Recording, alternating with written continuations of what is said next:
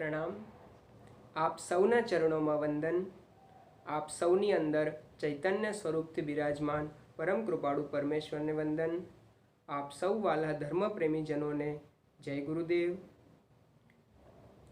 આશા કરું છું તમે સૌ આનંદમાં હશો. તો આજે હું તમને એક નાનકડો સંદેશો આપવા માટે આ વિડીયો બનાવી રહ્યો છું. મારા મનમાં એક વિચાર આવ્યો છે કે આપણે શિક્ષાપત્રીના વિડીયો તો સાંભળીએ જ છીએ, શિક્ષાપત્રીનો અદ્ભુત સત્સંગ તો કરીએ જ છીએ, સાથે સાથે આપણે એક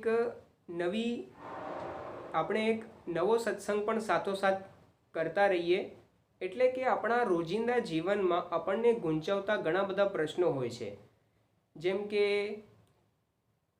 દુઃખ એ શું છે, સુખ શા માટે નથી દેખાતું, મનુષ્ય કોણ છે. આવી રીતે રોજિંદા જીવનના અમુક નાના નાના ગુંચવતા પ્રશ્નો હોય છે. તો આપણે એ એક પ્રશ્ન પર નાના નાના વિડીયો બનાવશું, જેમાં એ પ્રશ્નનો ઉકેલ આપણે લાવવાનો પ્રયાસ કરીશું. જે વિડીયો વધારે લાંબો નહીં હોય, પ્રયાસ કરીશું કે 10થી 12 મિનિટમાં પૂરો થઈ જાય, વધુમાં વધુ 10થી 12 મિનિટમાં પૂરો થઈ જાય. તો એ સંદેશો આપવા માટે જ હું અત્યારે આ એક વિડીયો બનાવી રહ્યો છું, તમારા સુધી પહોંચાડી રહ્યો છું કે તમે સૌ તમારા મનમાં પણ કોઈ એવો પ્રશ્ન હોય જે રોજિંદા જીવનમાં આપણને ગુંચવતો હોય. જે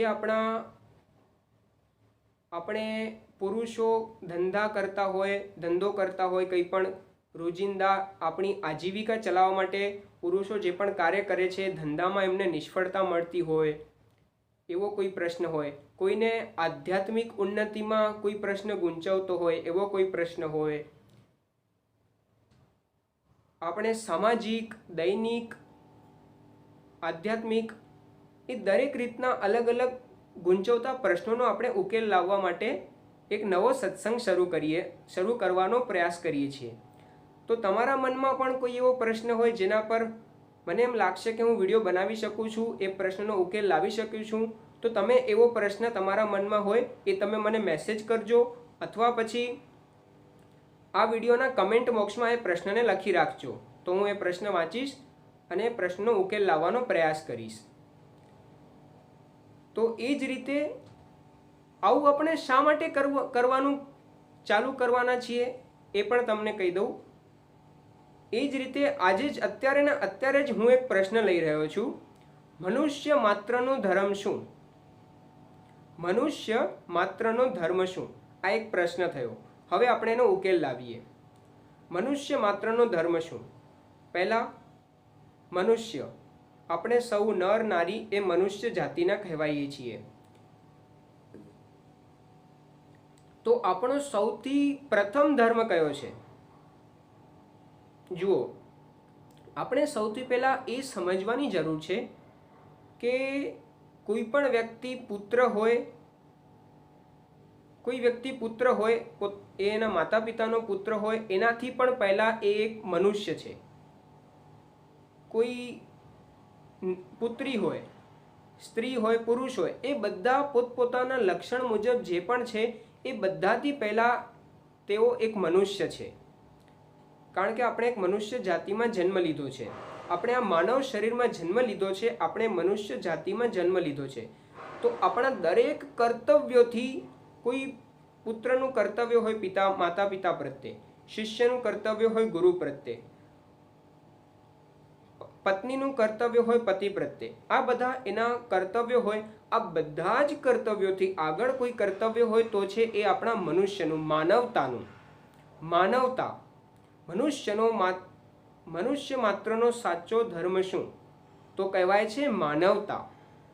લોકોમાં માનવતાની પ્રેરણા પ્રદાન કરવી, લોકોમાં માનવતા માટે સ્થાન ક્યાંક પ્રગટ કરવું, લોકોના મનમાં માનવતાની એક છબી પ્રદર્શિત કરવી, એમ કહી શકાય.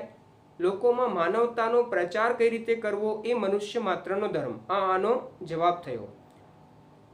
તો આ રીતે આપણે એક પ્રશ્ન ઉકેલ લાવવાનો પ્રયાસ કરીશું. તો આપણે સૌ મનુષ્ય છીએ, તો આપણા સૌનું આ સંસાર પ્રત્યે, આ સમાજ પ્રત્યે, દરેક મનુષ્ય પ્રત્યે આપણા સૌનું કર્તવ્ય છે કે આપણે સૌ સંદેશો પહોંચાડીએ લોકો સુધી માનવતાનો.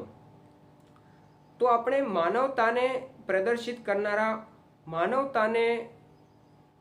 કરનારા એવા પ્રશ્નોનું અહીં સત્સંગ કરવાનું ચાલુ કરીશું, જેથી કરીને આપણા આવતી આગળની જે પેઢી છે એ લોકોને વધારે સમસ્યા ન થાય. આપણે સૌ તો ભૂલા પડી ગયા છીએ, આપણને આટલા બધા પ્રશ્નો ગૂંચવી રહ્યા છીએ. આપણે અત્યાર સુધીમાં ઘણા યુવા અવસ્થામાં પહોંચી ગયા છીએ, ઘણા યુવા અવસ્થાથી આગળ વૃદ્ધાવસ્થા સુધી પહોંચી ગયા છે. તો આ બધા લોકો, તમારા સૌ પાસે કેટલો બધો અનુભવ હશે જીવનનો, તો તમે કેટલી બધી સમસ્યાઓનો સામનો કર્યો હશે, તો તમારા પાસે કેટલા બધા એવા પ્રશ્નો હશે જે તમને ખ્યાલ હશે કે આવતી પેઢીને વધારેમાં વધારે ગૂંચવી શકે છે. એવા પ્રશ્નોનો આપણે ઉકેલ અત્યારથી જ ઉપલબ્ધ કરી રાખીએ, જેથી કરીને આગળની પેઢીને એની કોઈ સમસ્યા ન રહે. તેઓ આને અત્યારથી અનુસરવાનો પ્રયત્ન કરે તો આગળ એ જ્યારે યુવા અવસ્થા પ્રાપ્ત કરશે, આપણા બાળકો, તો એ યુવા અવસ્થા જ્યારે પ્રાપ્ત કરશે ત્યારે તો તેઓને આદત પડી ગઈ હશે આ માનવતાને અનુસરવાની. જો માનવતાને અનુસરીશું તો આપણાથી અધર્મ કે પાપ જ નહીં થાય, એટલે કે આપણે સત્યના રાહ પર ચાલી શકશું. સતપંથ, સત એટલે સત્ય, પંથ એટલે રસ્તો, સત્યના રાહ પર ચાલી શકીશું. પ્રભુ આપણા પર, આપણા સદગુરુ આપણા પર રાજી રહેશે, આપણા પરમ કૃપાળુ પરમેશ્વર આપણા પર રાજી રહેશે. એનાથી વધુ શું કહેવું? તો આ મનુષ્ય માત્રનો ધર્મ છે. તો માટે આપણે આ એક નવી સિરીઝ ચાલુ કરી રહ્યા છીએ, માનવતાને પ્રદર્શિત કરવા માટે નાના નાના ગૂંચવતા પ્રશ્નોનો ઉકેલ લાવવાનો, જેથી કરીને આજથી જ, હમણાંથી જ આવતી પેઢી માટે આપણે તૈયારી કરી રાખીએ, અને જે અત્યારે નાના બાળકો છે એમને પણ આપણે હમણાંથી જ શિક્ષણ પ્રદાન કરીએ. તો આ આપણે એક વિચાર કર્યો છે કે માનવતાને પ્રદર્શિત કરવા માટે આ એક સંદેશો હું નાનકડો મોકલી રહ્યો છું તમારા સૌ સુધી. જો તમને પસંદ આવે, તમને ગમે, તો પ્લીઝ મારા વિડીયોને લાઈક કરજો, મારા વિડીયોને જેટલો થઈ શકે એટલો લોકો સુધી પહોંચાડજો, અને ચેનલને સબસ્ક્રાઈબ કરી લેજો, જેથી કરીને જેટલા થઈ શકે એટલા મનુષ્યો સુધી આ સંદેશો પહોંચે.